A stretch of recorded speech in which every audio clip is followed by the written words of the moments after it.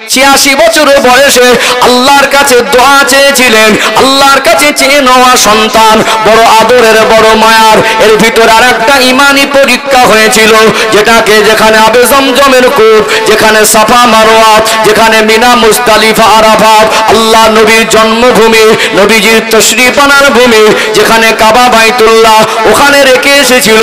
ওই ঘটনা আমি নাই বা গেলাম। ছেলেটা যখন বড় হলো, কথা বলা শিখলো, হাঁটা চলা শিখলো, আব্বা আব্বা আব্বা বলে ডাকতে লাগলো।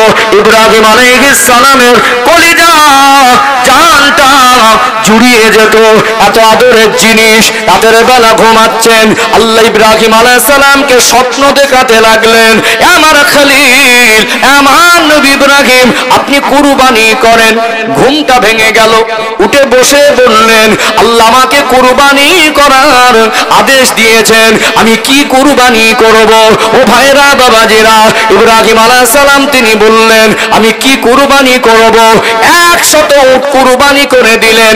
আবার দ্বিতীয় দিন ওই স্বপ্ন দেখলেন, আমার নবী ইব্রাহিম, আপনি কুরবানি করেন। ঘুম ভেঙে গেল, ভাবতে লাগলেন, গত রাতে স্বপ্ন দেখেছি, আল্লাহ আমায় বলেছিলেন কুরবানি করেন, আমি তো কুরবানি করেছি, মনে হয় আমার কুরবানি আল্লাহর দরবারে মঞ্জুর হয় নাই।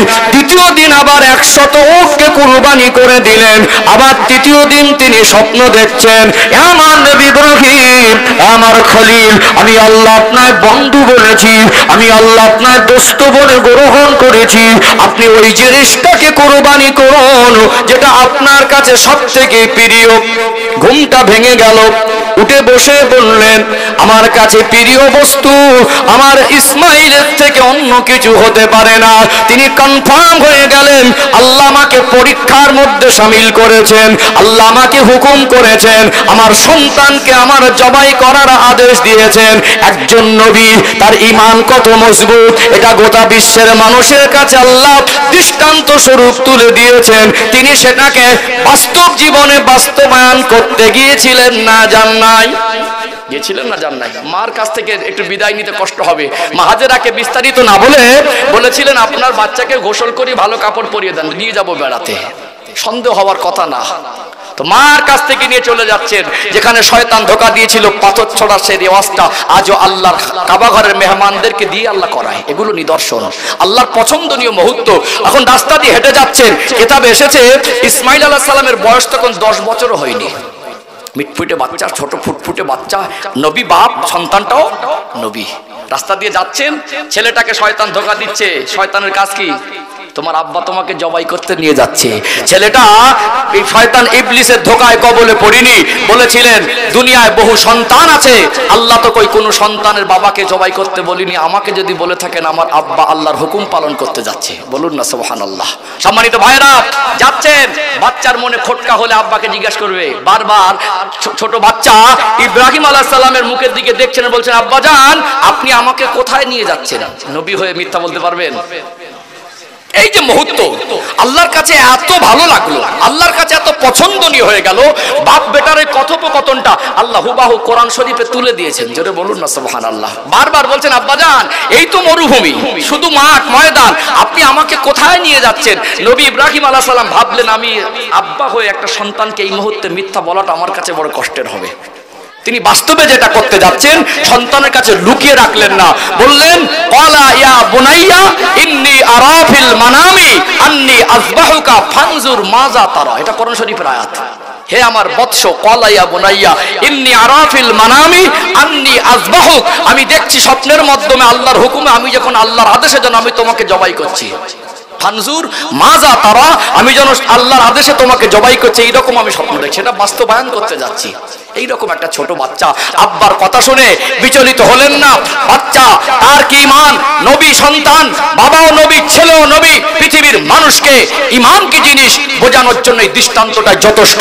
ইসমাইল আলাইহিস সালাম ছোট বাচ্চা, আব্বার মুখের দিকে তাকিয়ে বলেছিলেন, ক্বালা ইয়া আবা তিফআল মা তুমার, হে আমার সম্মানিত পিতা, আপনার উপরে যেমনটা আদেশ হয়েছে অমনটাই আপনি বাস্তবায়ন করুন, কার্যকর করুন। ফাতাজিদুনি ইনশাআল্লাহ আখতারুকু মিনাস সাবিরিন, আপনি আমাকে ধৈর্যশীলদের অন্তর্ভুক্ত পাবেন, আপনি আমাকে সবরকারীদের মধ্যে পাবেন। জোরে বলুন, জোরে বলবেন না?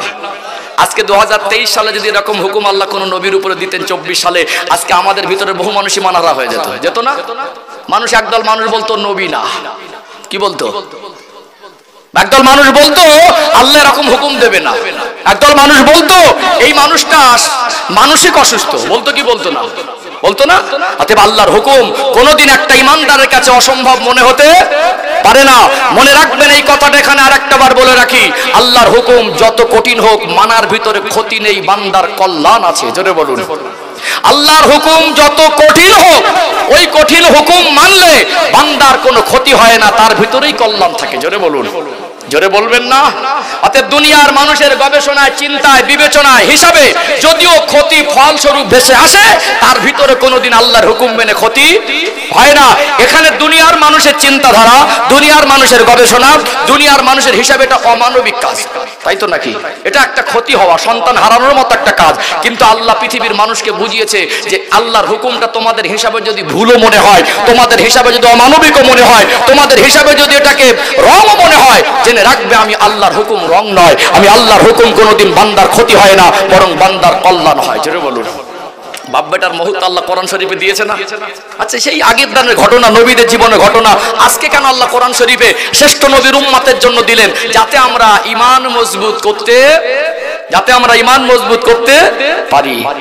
সামান্য জুমার নামাজ পড়তে যায় না, সামান্য জুমার দিন নামাজ পড়তে যায় না বাড়ির ধারে মসজিদ, ওই মানুষটার যাতে বিবেকটা একটু জাগ্রত হয় যে আল্লাহর হুকুম সন্তান জবাই করার থেকে এই হুকুমটা অনেক সহজ। কি গো, সন্তান জবাই করার থেকে এই হুকুমটা অনেক সহজ। আল্লাহ একজন ইমানদারকে, একজন নবীকে এরকম একটা কঠিন হুকুম দিয়েছিলেন। আসলে হুকুমটা সহজ নয়, কিন্তু ইমান অধিক পরিমাণে নিখুঁত আর সলিড থাকার কারণে এটা তার কাছে অসম্ভব মনে হয়নি। ও ভাইজানেরা, সোনার মানিক যুবকেরা, আব্বারা মায়েরা, আল্লাহর নবী হযরত ইব্রাহিম আলাইহিস সালাম সন্তানকে হাত ধরে এবারে নিয়ে যাচ্ছেন মিনা ময়দানে। ওই জায়গায় নিয়ে গেলেন ছোট বাচ্চা, মিঠি মিঠি মুখের কথা, আব্বার হৃদয়টা যেন ছুঁয়ে যায়। ও আব্বা জান, আপনি তো আমায় কুরবানি করে দেবেন, আমি তো আল্লাহর রাস্তায় কুরবানি হয়ে যাব। আব্বা জান, আপনি যে আমার গলায় ছুরি চালাবেন, আপনার কি মায়া লাগবে না? কি কঠিন মুহূর্ত বলুন তো, আপনার কি কষ্ট হবে না? ইব্রাহিম আলাইহিস সালামের অন্তরে আল্লাহ কি ধৈর্য দিয়েছিলেন। ছোট বাচ্চার কথাগুলো শুনছিলেন, তার হৃদয়টা যেন কেঁপে উঠছিল। ছোট বাচ্চা বলতে লাগলেন, ও আব্বা জান, আপনি আমার গলায় ছুরি চালানোর আগে আপনি একটা কাপড় দিয়ে আপনার চোখটা বেঁধে নেবেন, কেননা আমার গলায় ছুরি চালানোর সময় আপনি আমার চেহারার দিকে দেখবেন, আমার গলা কেটে গেলে রক্ত বের হয়ে যাবে, আপনি আমার মায় পড়ে গেলে আল্লাহর হুকুম আমালে জিন্দেগিতে বাস্তবায়ন করা আপনার জন্য কঠিন হবে। এই জন্য আপনি আপনার চোখটা বেঁধে নেবেন। আবার বললেন, আব্বা খবরদার যেন আপনি আমাকে চিৎ করে শোয়াবেন না, আমার মাথাটা যেন উপরের দিকে না থাকে, হয়তো আপনি আমায় দেখতে পাবেন না, আমি তো আপনায় দেখতে পাবো, আমার মায়া লেগে যেতে পারে, আপনি আমাকে উপর করে শুইয়ে দেবেন। তৃতীয় দাবি করছেন, আব্বা আমার পরনার বস্ত্র এটা মরু ময়দানে ফেলে রেখে যাবেন না, আমার রক্তমাখা জামা, রক্তমাখা পোশাকটা আমার মা হাজেরার কাছে পৌঁছে দেবেন।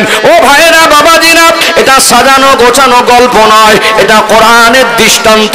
এর থেকে মানুষের শিক্ষা আছে, এর থেকে মানুষ চাইলে জীবন পরিবর্তন করতে পারবে।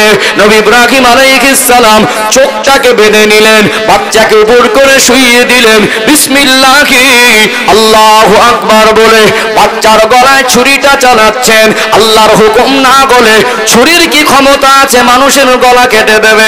ছুরি জোরে জোরে চালায়, বাচ্চার গলা কাটে না। ছোট ছেলেটা বলে, আব্বা আপনার কি মনে দয়া এসে গেল? আব্বা আপনি কি আমার মায়ে পড়ে গেলেন? ও আব্বা জান, ছুরি চালাচ্ছেন, লাগে না কেন? মনে মনে করলেন ছুরিতে যা ধার, গলাটা কেটে যাবার কথা। আবার ভাবতে লাগলেন চোখ বন্ধ করে চোখ বাঁধা অবস্থায় ছুরি ধরেছি, ওটা বাচ্চার গলায় আছে না অন্য জায়গায়? চোখটা খুলে দেখলেন বাচ্চার গলায় সঠিক জায়গায় ছুরি ধরা আছে। আবার চোখটা বেঁধে নিলেন, বাচ্চার গলায় ছুরি চালাচ্ছেন। আল্লাহ ছুরিকে হুকুম করে দিয়েছিলেন, এ ছুরি খবরদার যেন আমার নবী ইসমাইল আলাইহিস সালামের একটা পশমে আঘাত না হয়। এত রাগান্বিত হয়ে গেলেন, আল্লাহর হুকুম পালনে বাধা প্রাপ্ত হচ্ছেন। চুরিটাকে টান মেরে ছুঁড়ে ফেলে দিয়েছিলেন। এত ধারালো ছিল, যেখানে পড়েছিল ওই জায়গায় নিশানা হয়ে গেল। আবার চোখটা বেঁধে নিলেন, আল্লাহর হুকুম আমি নবী হয়ে অমান্য করতে পারবো না। চোখটা বেঁধে বাচ্চার গলায় ছুরি চালাতে লাগলেন। এমন সময় আল্লাহ বললেন, এ ফেরেশতা জিবরাইল, যান যান, আর দেরি করা যাবে না। আমার নবী আমি আল্লাহকে যে ভালোবাসে, এই ভালোবাসার মধ্যে কোনো ক্ষত নেই। আমি আল্লাহকে যে মহব্বত করে, এর ভিতরে গাররা কোনো গলত নেই। অতএব আমাকে এত বেশি ভালোবাসে, ওই সন্তানকে জবাই করে আমার কথা মতো। আমি আল্লাহ আমার প্রিয় বান্দাদের ক্ষতি হতে দিই না। আমি আল্লাহ আমার বান্দা বান্দি যারা আমার হুকুমকে প্রাধান্য দেয়, আমার হুকুমকে মানে, বরং আমি আল্লাহ তাদের সম্মানকে বাড়িয়ে দেই, তাদের ইজ্জতকে বাড়িয়ে দেই, তাদের হেফাজতের দায়িত্ব নেই। ওয়ালা তাহিনু ওয়ালা তাহজানু ওয়া আনতুমুল আলাউনা ইন কুনতুম মুমিনিন। আল্লাহ বললেন, বান্দা বান্দি তোমরা যদি প্রকৃত মুমিন হতে পারো, দুনিয়ার কোনো ব্যক্তি, দুনিয়ার কোনো শক্তি তোমাদের ক্ষতি আর অপমান কখনোই করতে পারবে না। জোরে বলুন সুবহানাল্লাহ। আল্লাহ নবী ইব্রাহিম আলাইহিস সালাম ছুরি চালাচ্ছেন। আল্লাহ বলেছিলেন জান্নাত থেকে দুম্বা নিয়ে যান। নবী ইসমাইল আলাইহিস সালামকে সরিয়ে নেন, ওখানে দুম্বা শুইয়ে দেন, চোখটা বাঁধা। বাচ্চার গলায় ছুরি চালালেন, দাঁতে গরম রক্ত লেগে গেল, তখনও চোখটা বাঁধা ছিল। দুম্বাটা জবাই হয়ে গেল। চোখ খোলার আগ মুহূর্ত পর্যন্ত নবী ইব্রাহিম আলাইহিস সালাম মনে করেছিলেন আমি আমার বাচ্চাকে জবাই করে দিয়েছি। চোখ খোলার আগ মুহূর্ত পর্যন্ত তার মনে সন্দেহ ছিল না। অতএব ভালোবাসাটা কতটা নিখুঁত, আল্লাহ নিখুঁতভাবে পরীক্ষা নিয়েছে না নেয়নি। দুম্বার গরম রক্তটা হাতে, মনে করলেন বাচ্চা জবাই হয়ে গেছে। চোখটা খুলে দেখলেন আল্লাহ বড় দয়াময়, বন্ধুর ক্ষতি হতে আল্লাহ দেয় না, আল্লাহর প্রিয় বান্দাকে আল্লাহ ক্ষতি পৌঁছায় না। পাশে ইসমাইল আলাইহিস সালাম দাঁড়িয়ে আছে, আল্লাহ জান্নাত থেকে দুম্বা প্রেরণ করেছেন। যদি বলেন না, চিল্লে বলেন না সুবহানাল্লাহ। পৃথিবীর মানুষকে আল্লাহ বুঝিয়ে দিলেন আমার হুকুমটা যত কঠিন মনে হোক, মানুষের বিবেচনা হিসাবে যদি ভুলও মনে হয়, হুকুম মানার ভিতরেই কল্যাণ আছে, বান্দার ক্ষতি হতে আমি আল্লাহ দিই না। জোরে বলুন। আর ঈমান যদি মজবুত হয়, দুনিয়ার মানুষের কাছে যেটা অসম্ভব আর অমানবিক মনে হবে, ওটা তার দ্বারা সম্ভব হবে। জোরে বলুন। কথা কি বুঝতে পারছেন? কিতাব এসেছে আল্লাহ পাক জিবরাইল আলাইহিস সালামের 600 নূরের ডানা দিয়েছেন। জোরে বলুন। কয়শো? 600। তিনি গোটা পৃথিবীর জমিনে যতবার এসেছেন, পৃথিবীর জমিনে তার লাইফ হিস্টোরিতে 3 বার সব থেকে দ্রুত গতিতে এসেছেন। একবার এসেছিলেন ওই ইসমাইল আলাইহিস সালামের জবাইয়ের মুহূর্তে, জান্নাত থেকে দুম্বা নিয়ে গলায় ছুরি ধরেছেন, চালানোর আগে, চামড়া কাটার আগেও আল্লাহর ফেরেশতা জিবরাইল আমিন আলাইহিস সালাম আল্লাহ জান্নাত থেকে দুম্বা নিয়ে ওই মুহূর্তে ইসমাইল আলাইহিস সালামকে সরিয়ে দুম্বা শুইয়ে দিয়েছিলেন। জোরে বলুন। জোরে বলবেন না। দ্বিতীয় হলো যেদিন হযরত নবী ইউসুফ আলাইহিস সালামের ভাইয়েরা কূপের মধ্যে ফেলে দিয়েছিলেন, আল্লাহ বলেছিলেন জিবরাইল আমি আল্লাহ তোমাকে 600 নূরের ডানা দিয়েছি, এই মুহূর্তে তুমি চলে যাও। উপর থেকে কুয়ার মুখে ছেড়ে দিয়েছে, কুয়ার পানিতে পড়বার আগে আমি আল্লাহ হুকুম দিলাম আমার নবীকে তুমি হেফাজত করবে। জোরে বলুন। তাহলে এত দ্রুত গতিতে আসলেন, কূপের মুখের থেকে ছেড়ে দিলেন, পানিতে স্পষ্ট করার আগে, পানিতে পড়ার আগে জিবরাইল আমিন আলাইহিস সালাম হেফাজত করেছিলেন। জোরে বলবেন না। তৃতীয়ত আরেকবার তিনি দ্রুত গতিতে এসেছিলেন। আল্লাহর নবী যেদিন উহুদের প্রান্তরে দান্দান মোবারকটা শহীদ হয়ে গিয়েছিল, সেদিন আল্লাহ বলেছিলেন যে আজকে আমার হাবিব বড় কষ্টে আছে। আমার নবী সেদিন এত কষ্ট পেয়েছিলেন, হেলমেটের দাঁতটা ভেঙে আমার নবীর পেশানি কপাল মোবারকে ঢুকে গিয়েছিল। আল্লাহ আসমানের দিকে তাকিয়ে সেদিন আমার নবী কষ্ট করে বুক ভরা ব্যথা নিয়ে একবার আল্লাহকে আল্লাহ বলে ডেকেছিলেন। আমার আল্লাহ বলেছিলেন, হাবিব আপনি যদি বদদুয়া করে দেন আমি আল্লাহ আপনার বদদুয়াকে ফেরত দিতে পারবো না। হাবিব আপনি যেন আমার কাছে খবরদার বদদুয়া চাইবেন না, আপনার এই কষ্ট আমি আল্লাহ সহ্য করতে পারবো না। ওই সময় বলেছিলেন, জিবরাইল আমার হাবিবের রক্ত মোবারক মাথা থেকে টপকে জমিনে পড়ার আগে আপনি আপনার ডানা দিয়ে ওটাকে হেফাজত করেন। জোরে বলুন, জোরে বলবেন না। সম্মানিত ভাইরা, এটা হচ্ছে ইমানি পরীক্ষা। একজন ইমানদার তার কাছে আল্লাহর হুকুম কোনোদিন ভারী মনে হতে পারে না, কঠিন মনে হতে পারে না। আল্লাহর হুকুম তামির করার ভিতরে, মানার ভিতরে, আমলের ভিতরে বান্দার কল্যাণ আছে, হুকুম না মানার ভিতরে অকল্যাণের ক্ষতি আছে। কথা ঠিক না বেঠিক? ঠিক না বেঠিক? নবীদের ইমান দিয়ে বোঝালাম। যেটা আমরা বলছি পারবো না, এটা পারবো না, না এটা আমাদের ইমানি দুর্বলতা, এটা আমাদের বদমাইশি, এটা আমাদের দুষ্টুমি। আসলে আমরা ভালো হতে পারিনি। রাগ করছেন নাকি? আলোচনা মোটামুটি বুঝতে পাচ্ছেন? বুঝতে পাচ্ছেন? একটু খোলাসা করে দেই। এক মায়ের পেটে দুই ভাই। কয় ভাই? দুই ভাই, এক মা আর এক বাবা। 10 কাঠা করে জমি ভাগ পেয়েছে, এক কামরা করে দোকান ভাগ পেয়েছে। দুই ভাইকে আব্বা মাধ্যমিক পাশ করিয়েছে, বোঝাচ্ছি। এক প্রাইভেটে দিয়েছে, স্কুলে পাঠানোর সময় দুই ভাইকে 10 টাকা করে দিত, যমজ ভাই। দুই ভাইকে একই সঙ্গে জামা কাটিয়ে দিত, তাহলে কারোর কোনো কমি। একটা সময় গিয়ে দেখা যাচ্ছে এক ভাই ধনী আর এক ভাই গরিব। আল্লাহ তো বলতে পারতেন, এই তুই এক মার পেটে ছিলি, এক স্কুলে পড়েছিস, এক দর্জির কাছে জামা পড়েছিস, বাপের জায়গা সমান সমান ভাগ পেয়েছি, তোর ভাই যদি ধনী হয়ে জাকাত দেয়, হজ করে, তোকেও ধনী হয়ে জাকাত দিতে হবে। আল্লাহ বাধ্যতামূলক করে দিতে পারতেন, পারতেন না? আল্লাহ কখনো এরকম কথা বলেননি। তোমার ভাই ধনী, তুমি গরিব, সংসার থেকে আলাদা ওই ভাইয়ের জাকাতের টাকা তুমি গ্রহণ করতে পারবে। জোরে বলুন না সুবহানাল্লাহ। তাহলে আল্লাহ কি বোঝা করেছেন? আল্লাহ কি বোঝা করেছেন? কোন ধনী মানুষের উপরে জাকাতটা বোঝা বলা যাবে? কোন ধনী মানুষের উপরে হজটা বোঝা বলা যাবে? হজ যতদিন পর্যন্ত ফরজ হয় না, যতদিন না পর্যন্ত মক্কা মদিনা ঘুরে আসবে না, যেভাবে সংসার চলে, সংসার চলার মতো পর্যাপ্ত অর্থ বাড়ি রেখে যেতে পারবেন।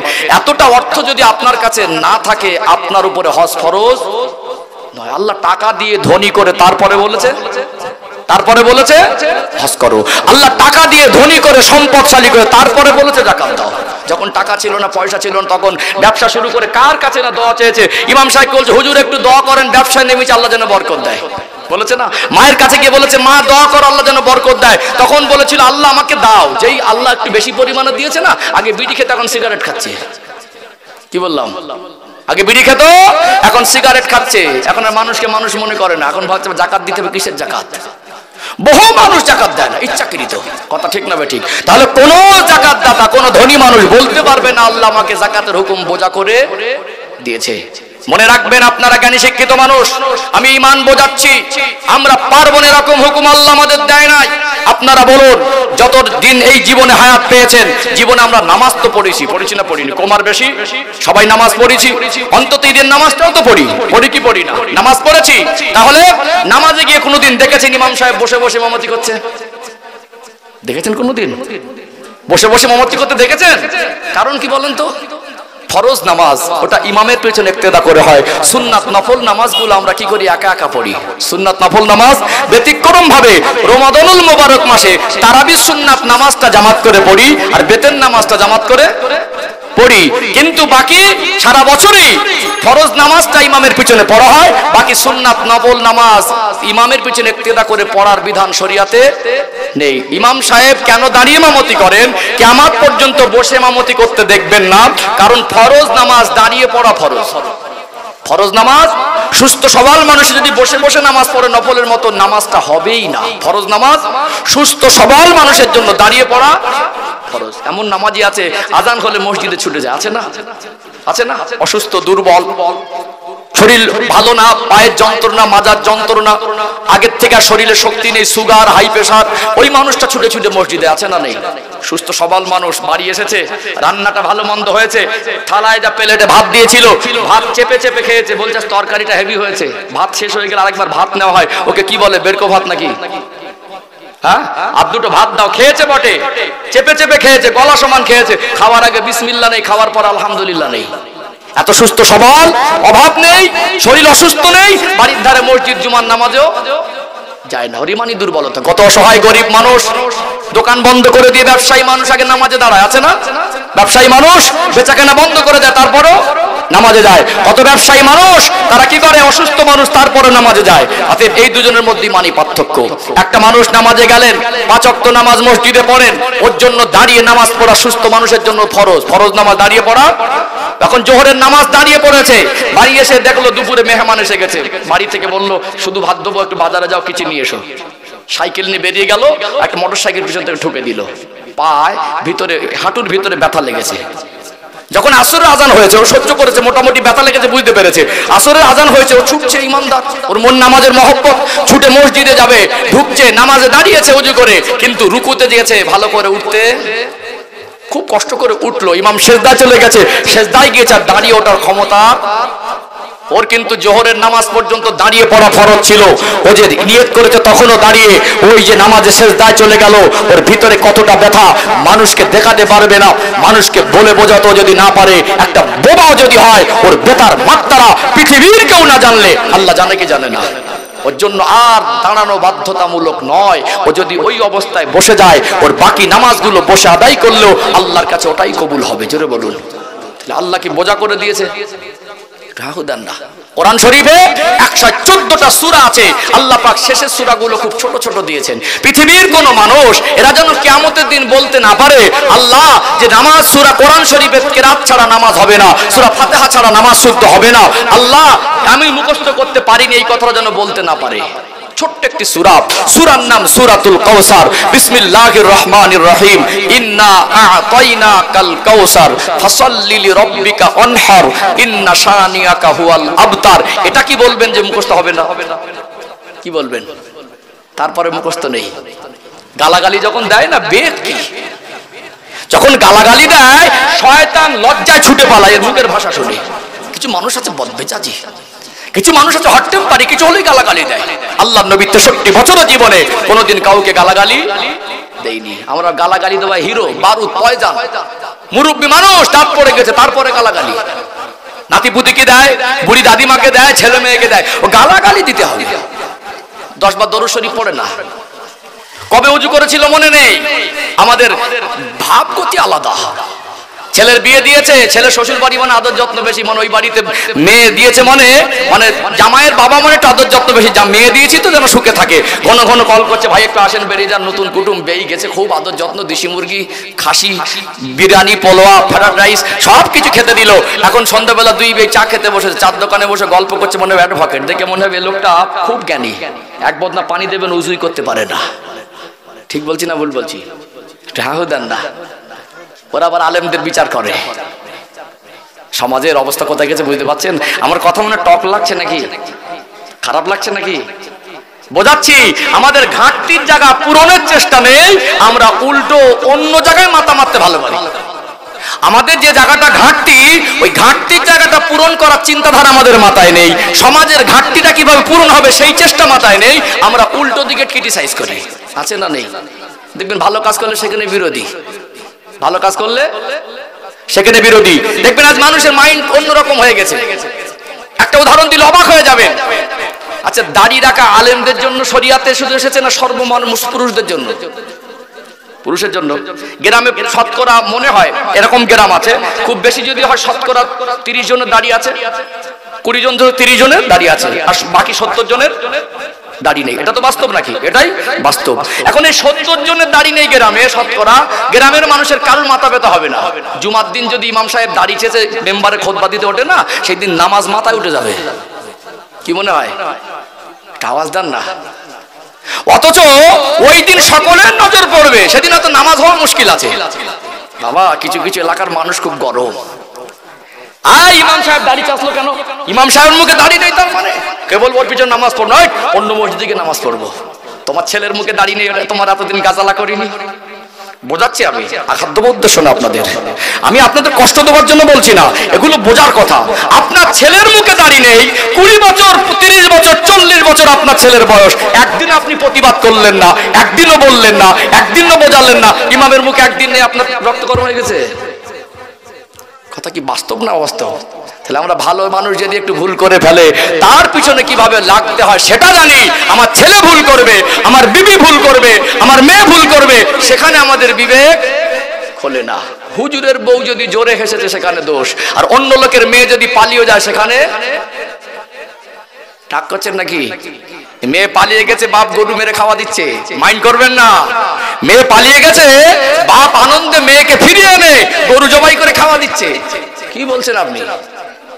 আমি একটু বাস্তব নিয়ে বলি, আমি কাউকে আঘাত দেওয়ার টার্গেট করা কথাবার্তা বলি না, কথাগুলো বোঝার জন্য বলছি। আমাদের অবস্থানটা কোন জায়গায় আছে, আমরা কেমন পর্যায়ের ভিতর থেকে জীবন যাপন করছি, আমাদের করণীয় কি দরকার ছিল, আমাদের করার কি দরকার ছিল, আর আমরা করছিটা কি, এটাই আমি বোঝাতে চাইছি। বুঝতে পারছেন?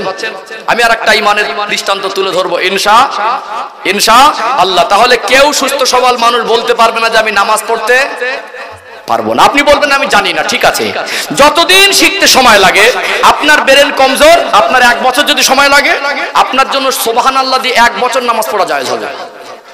শিখছেন, চেষ্টা করছেন, কিন্তু আপনার ব্রেন কমজোর, আল্লাহ আপনার জন্য 3 মাস 2 মাস 1 সপ্তাহ বাধ্যতামূলক করে দেয়নি।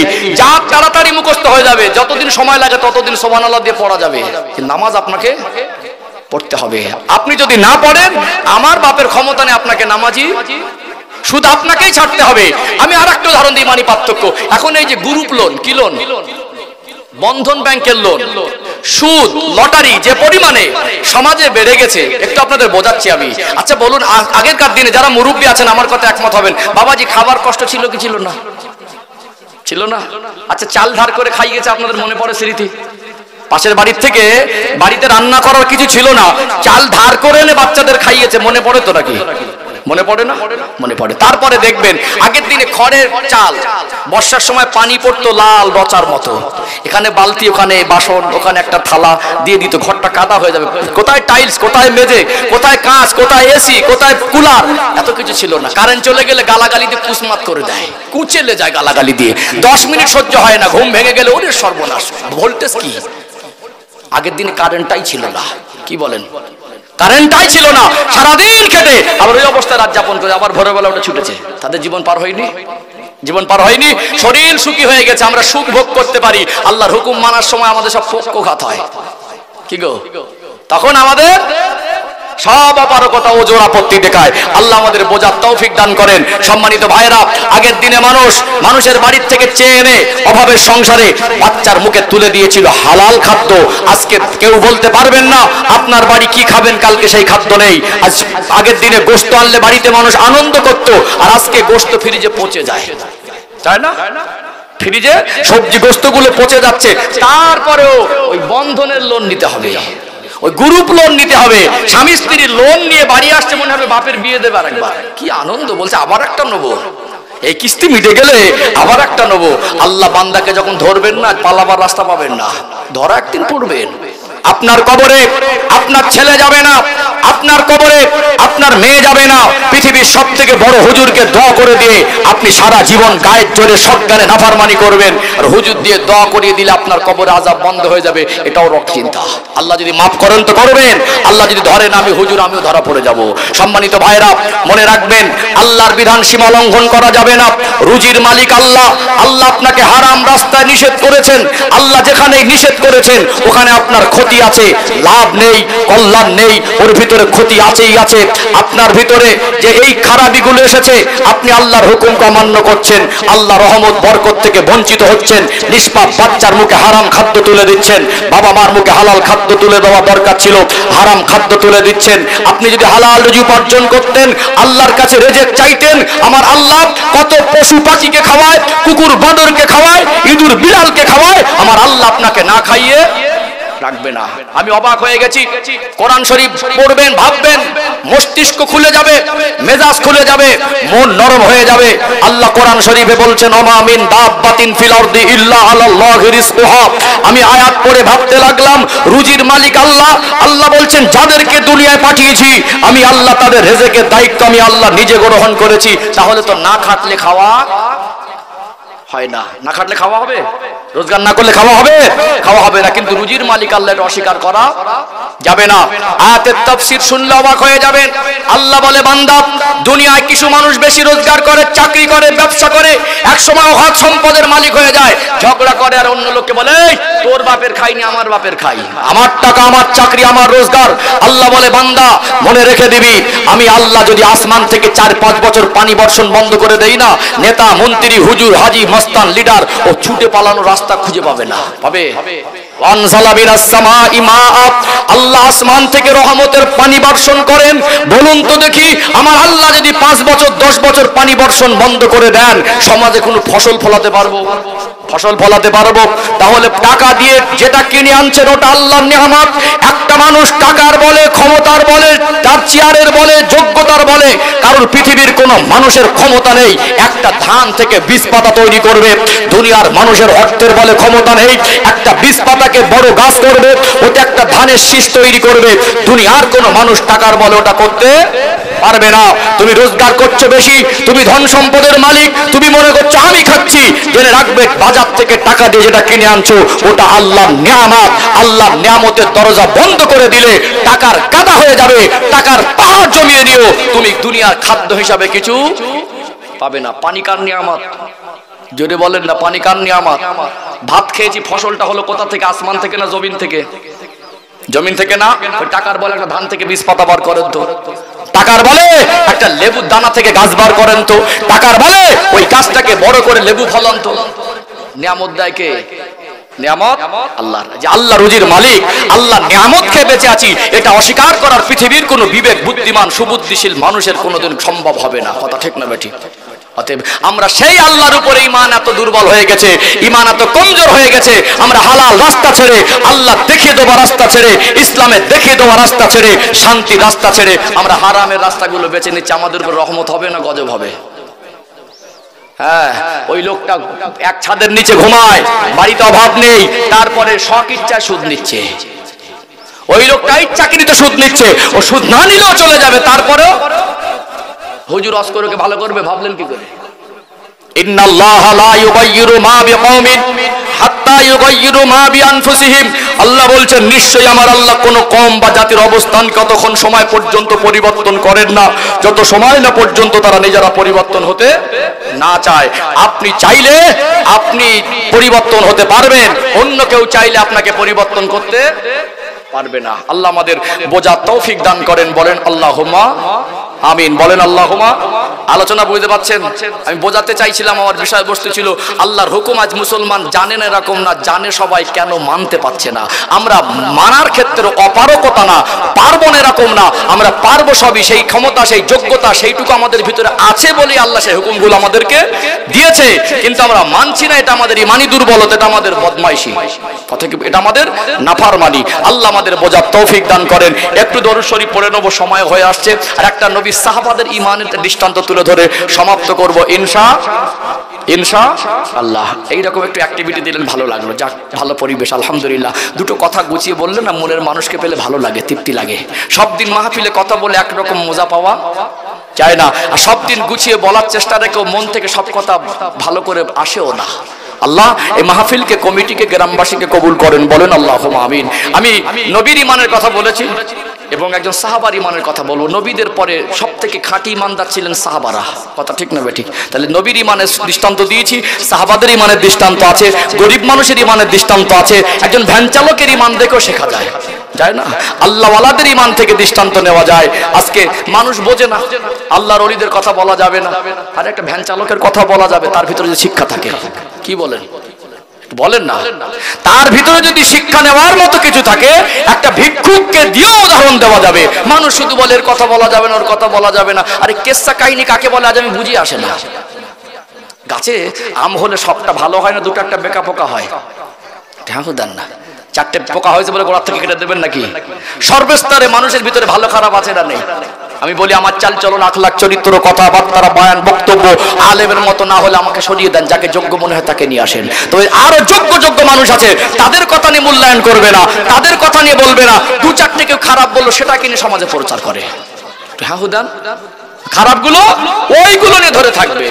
আল্লাহ আমাদের বোঝার তৌফিক দান করেন, বলেন আল্লাহুম্মা আমিন। একটু দরুদ শরীফ না পড়লে মজলিসের হক আদায় হয় না।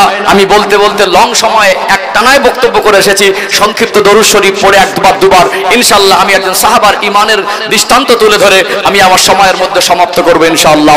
একটু মহব্বতে দরুদ শরীফ, আল্লাহুম্মা সাল্লি আলা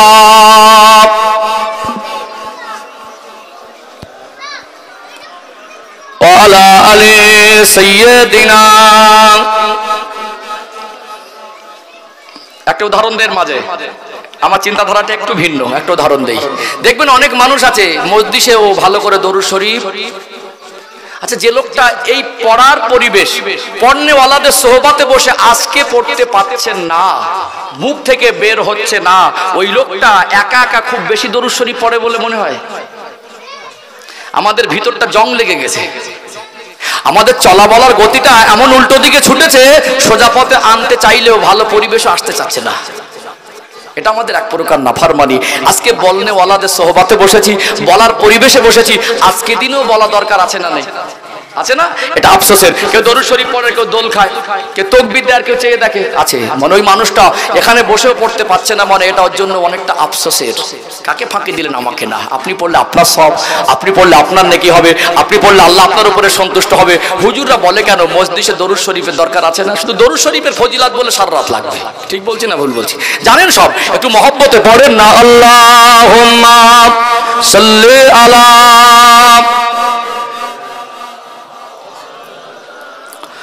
ওয়ালা আলি সাইয়্যিদিনা। আরো মহব্বতে আল্লাহুম্মা সাল্লি আলা সাইয়্যিদিনা মাওলানা মুহাম্মদ ওয়া আলা আলি সাইয়্যিদিনা।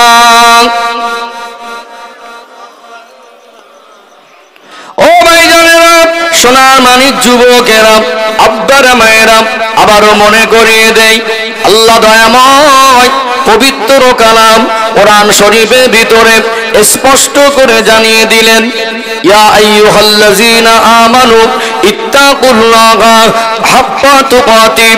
হে বিশ্বাসী বান্দা বান্দিরা, আমি আল্লাহর ভয় তোমাদের অন্তরে যথেষ্ট পরিমাণে জাগা দাও। ওয়ালা তামুতুন্না ইল্লা ওয়া আনতুম মুসলিমুন। ওরে আমার বান্দা বান্দি, মরতে যদি হয় পরিপূর্ণ মুসলমান না হয়ে মৃত্যুবরণ করো না। ও ভাইরা বাবাজিরা, পরিপূর্ণ মুসলমান হতে গেলে আল্লাহ যেটা হারাম বলেছেন ওটাকে বর্জন করতে হবে, আল্লাহ যেটা নিষেধ করেছেন ওটাকে মানতে হবে, আল্লাহ যেটা করতে বলেছেন ওটাকে করতে হবে। আমার নবী রেখে যাওয়া সুন্নাত তরিকায় জীবনটাকে সাজাতে হবে। অতএব আজকে কোনটা হারাম, কোনটা হালাল, কোনটা করণীয়, কোনটা বর্জনীয় আমরা সবই জানি। আমরা যেটা মানছি না এটা আমাদের অপারগতা নয়, আমরা পারবো না বলে নয়, এমন কোন হুকুম আল্লাহ দয়াময় আমাদের দেন নাই যেটা আমরা পারবো না। এটা আমাদের নাফরমানি, এটা আমাদের ইমানি দুর্বলতা। আজকে আলোচনার বিষয় ছিল ইমান কি জিনিস, ইমান সম্পর্কে আপনাদের ধারণা ক্লিয়ার করছি।